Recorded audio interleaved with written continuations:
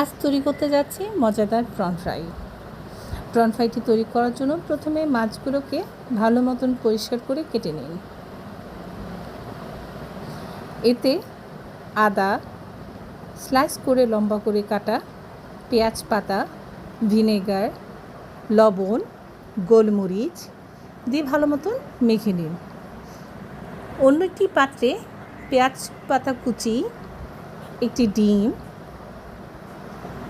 Cornflour যে কোনো ব্র্যান্ডের, পানি দিয়ে একটি ঘন ব্যাটার তৈরি করুন। অবশ্যই এর সাথে তেল অ্যাড করে নেবেন।